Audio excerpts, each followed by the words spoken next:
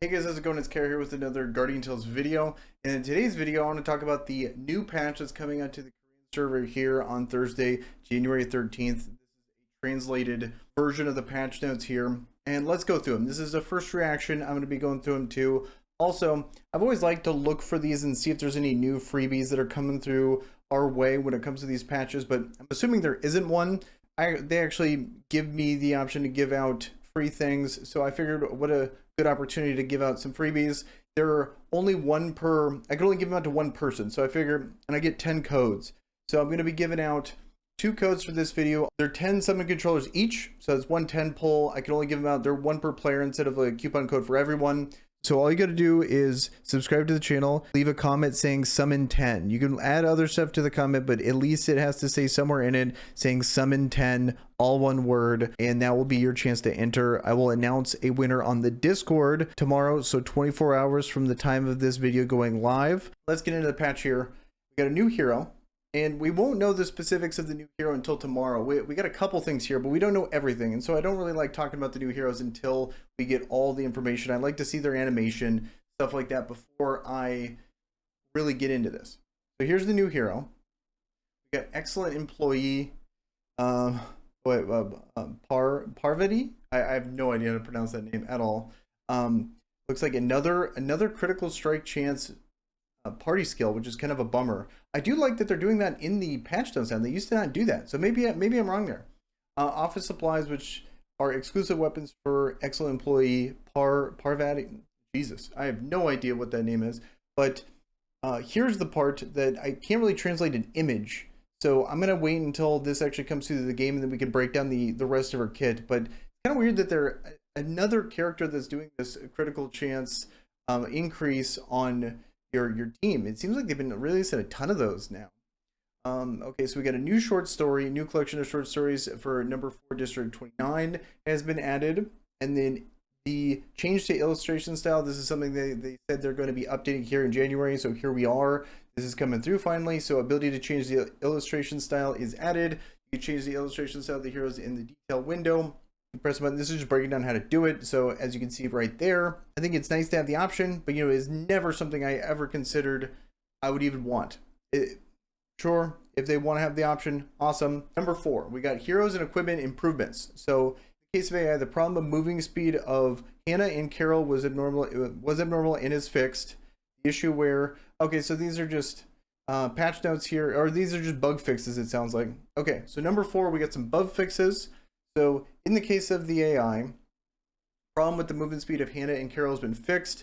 It was apparently abnormal. And then the issue where MK99 and MK2 cannot properly attack during solo battle after equipping certain equipment has been fixed. So if you've had that issue, I bet that'd be pretty frustrating.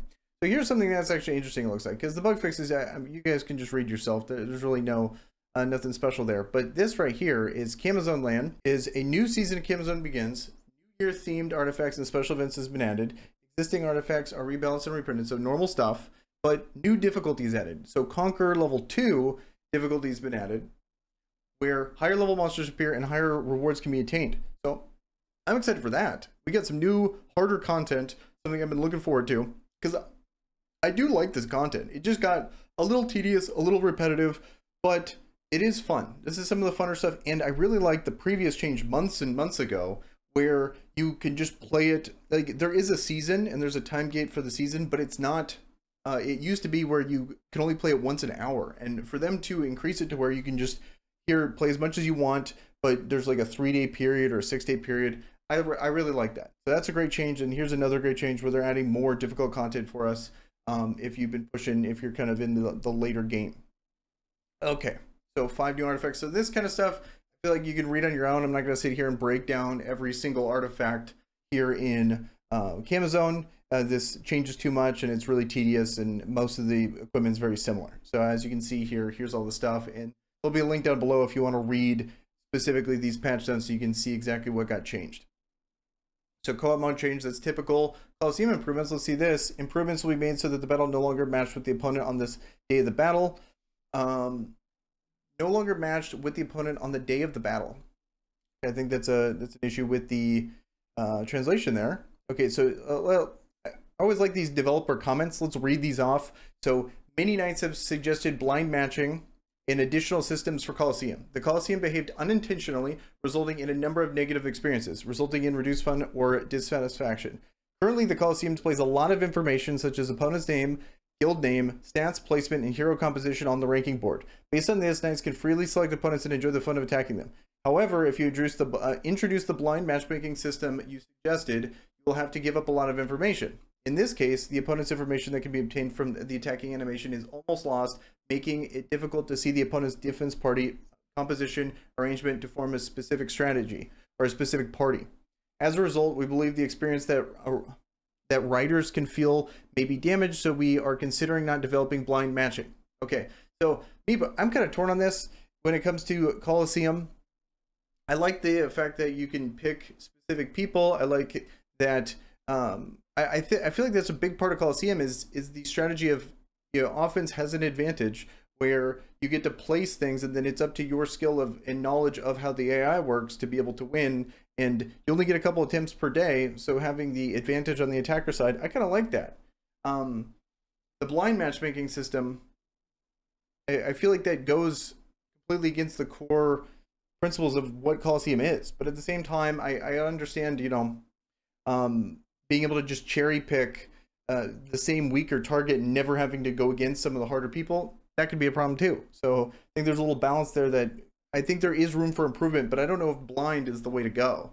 I think it's just more of like, once you beat a guy multiple times, then you can't match him for the day, or you can't match him for a couple days, and then, or you can't match him until you beat someone else, something like that. So then it makes it to where you're forced to target other people. I think that would probably be a better fix than blind matchmaking. That's just my opinion here.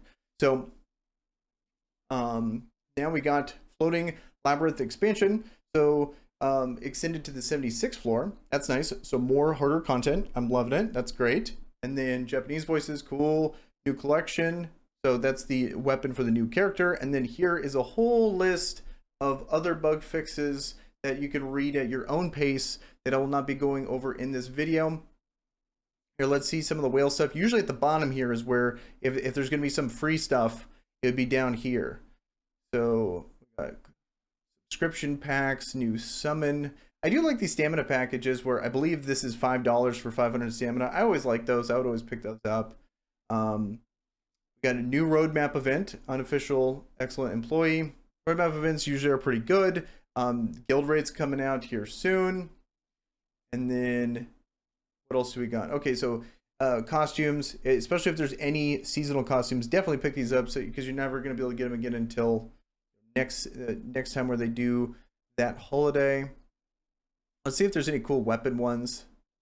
I kind of like the coat hanger, kind of like this sword here. I thought that this is pretty cool with the thinger. They got like an actual like traditional musket looking thing. This is a lame shield. You got the umbrella, okay. Nothing too crazy here, nothing like great, but nothing bad either. So that looks like it's it when it comes to this patch here. I do like, there's a couple good things here that are coming through that I'm excited about, especially the camo zone change. Definitely gonna be checking that out. Curious to know what you guys have to say about this new patch here. I think it's kind of encouraging. It's not like the greatest patch ever. It's not a super big one, but at least it's better than just, hey, here's a new hero, here's a couple bug fixes, and we move on to the next 2-week period of zero content. So I think it's better than most patches that have been coming out recently. So with that, guys, I'm out. Peace.